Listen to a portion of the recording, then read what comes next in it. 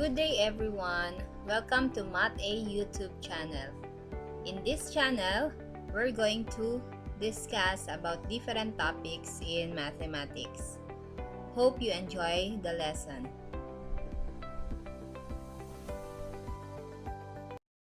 So our first topic is about multiplication of polynomials. We're going to discuss about monomial by monomial, multiplication of monomial by a multinomial, and binomial by another binomial. So let us discuss first about monomial by monomial. For any positive integers m and n and any real numbers a and b, the following laws of exponent can be applied. So the first law of exponent that we're going to discuss is about multiplying powers.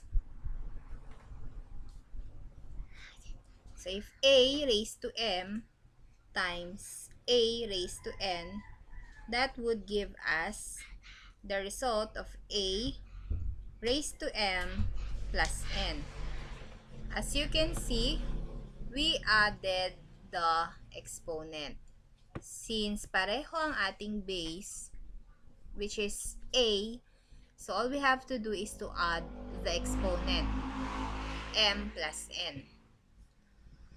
So examples, y raised to 6 times y raised to 5 would give us the result of y raised to 11.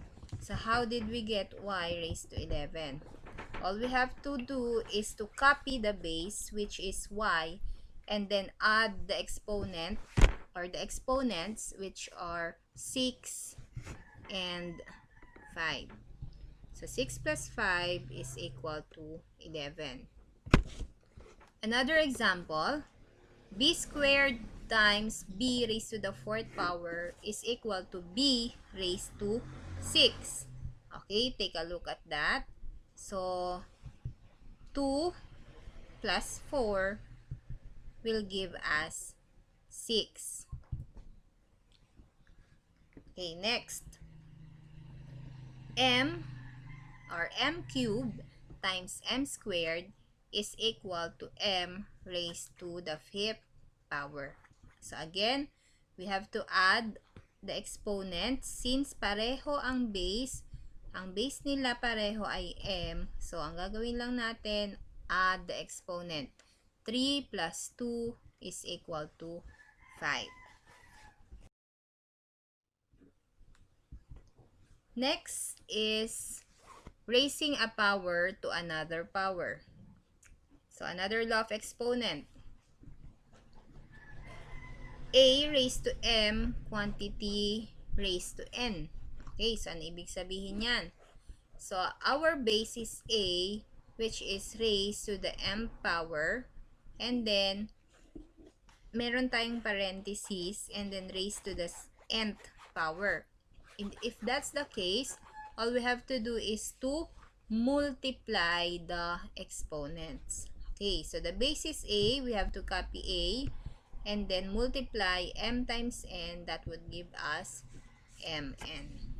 Okay, so examples. X squared raised to the 5th power. So that would give us equal to x raised to 10. So how did we get 10? Again, multiply the exponents. So 2 times 5 is equal to 10. Next, z raised to the 4th power, and then raised to the 3rd power. So that would give us z raised to the 12th power. Okay, so 4 times 3 is equal to 12. So another law of exponent that we have to discuss is about power of a product. Okay, so a times b quantity raised to m power. So that would be equal to a raised to m times b raised to m. So anong nangyari? So nagkaroon ng exponent both a and B. So that is because that is the power of a product rule. So we're going to distribute the exponent, which is m, both on A and B. So we have here A raised to m and B raised to m. So let us have an example. 2x quantity raised to 3 or cube.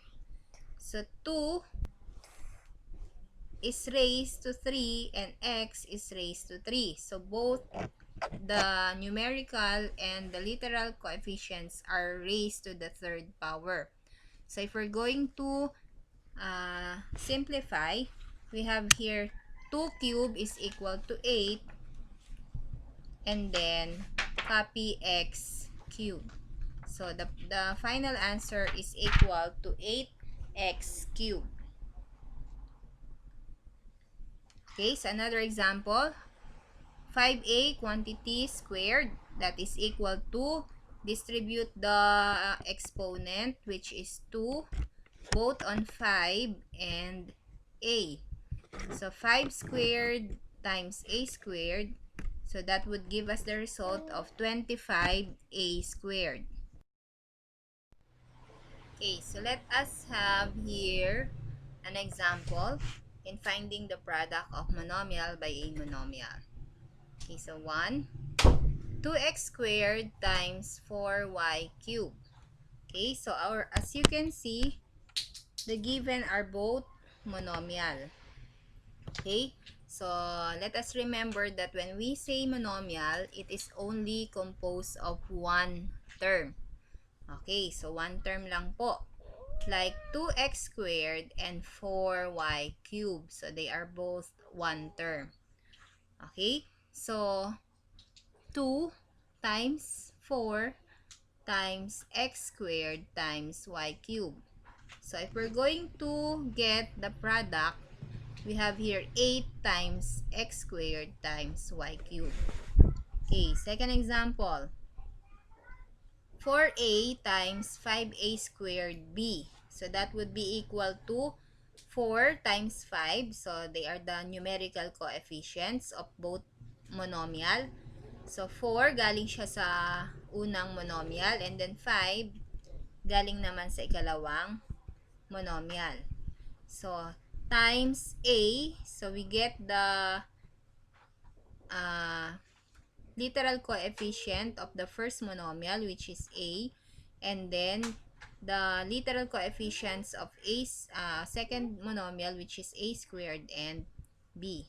So we're going to multiply them all by applying the law of exponent, which is the multiplying powers. So we can have here 4 times 5 is equal to 20. And then ito na nga yun, yung sinasabi ko na multiplying powers. A times a squared will give us the result of a cubed. And then copy b. So the final answer is 20a cubed b. So we can now, we use commutative and associative properties. Okay, second, monomial by multinomial. Okay, examples. 4a is our monomial. So, ito yung tinatawag na monomial. And then, multinomial, so, it means it is composed of 2 or more terms. So, our multinomial here na sinasabi natin is 2b and 2b plus 3c.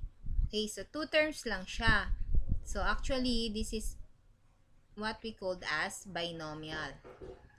So 4a times 2b plus 3c. Okay, so we're going to multiply 4a times 2b and then copy the operation, which is addition. So we have here plus. Multiply naman natin yung 4a tsaka 3c. So, anong ginawa? 4 times 2 times a times b, which will give us the result of 8ab.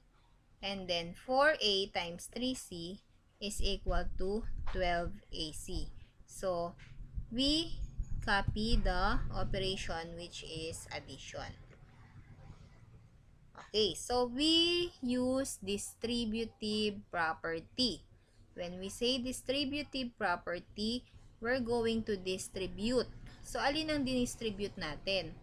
Yung 4a, saan dinistribute? Doon sa 2b at saka sa 3c. That's why we get the product of 8ab plus 12ac.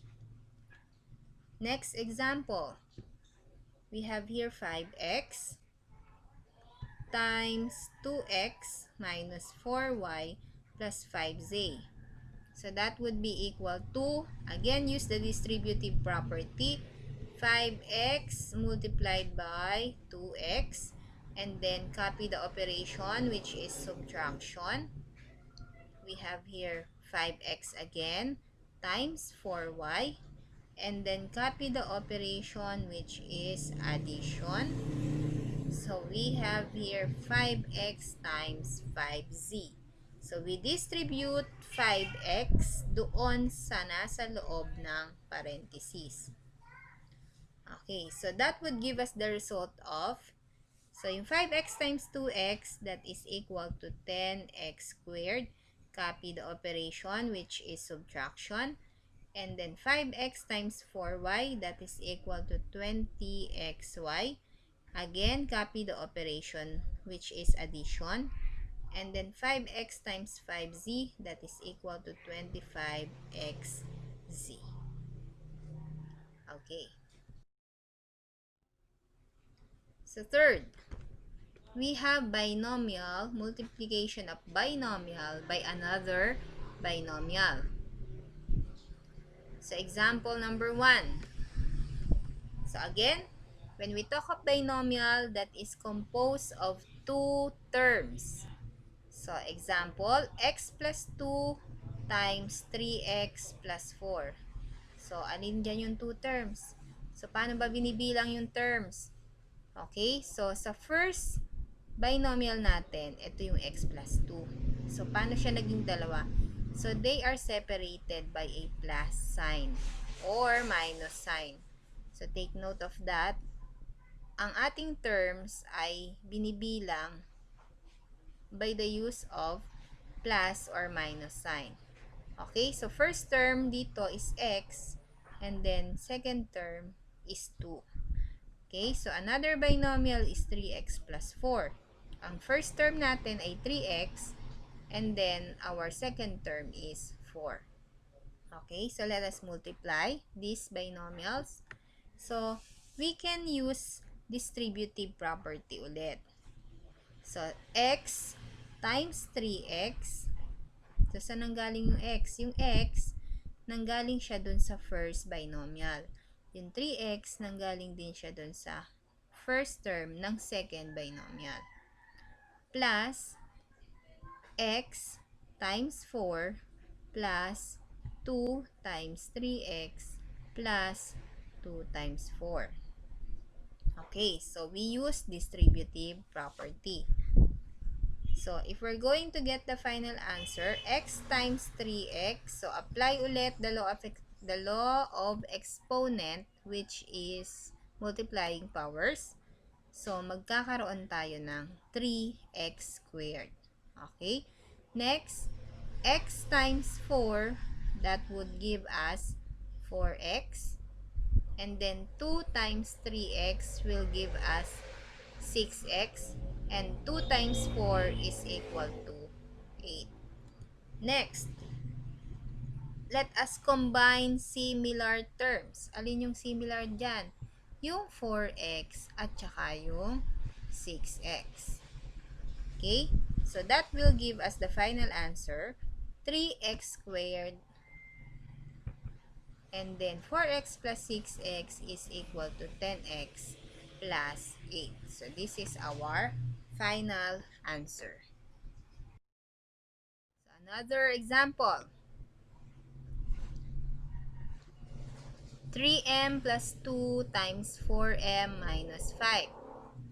So that would give us 3m. Okay, so let us use distributive property again. So 3m times 4m. Distribute 3m to negative 5. Okay, take note to copy the operation. 3m times negative 5 and then plus yung 2 naman, distribute naman natin doon sa dalawang term. So 2 times 4m, copy ulit yung plus, and then 2 times negative 5. Okay, so we have here the final answer. 12m squared. Okay, 12m squared isang galing sa 3m times 4m. And then, 3m times negative 5 will give us the result of negative 15m. Kaya siya naging minus. And then, 2 times 4m is equal to 8m. And 2 times negative 5 is equal to negative 10. Next, again, let us combine similar terms. So, which are the similar terms here? We have here negative 15m and positive 8m. So, sila yung i-combine natin. So, final answer, 12m squared. So, negative 15m plus 8m. So, isang negative, isang positive. So, let us subtract. So, subtract dahil different sign sila. And then, copy the sign of the bigger number. So, the final answer is negative 7m. And then, copy minus 10. Okay?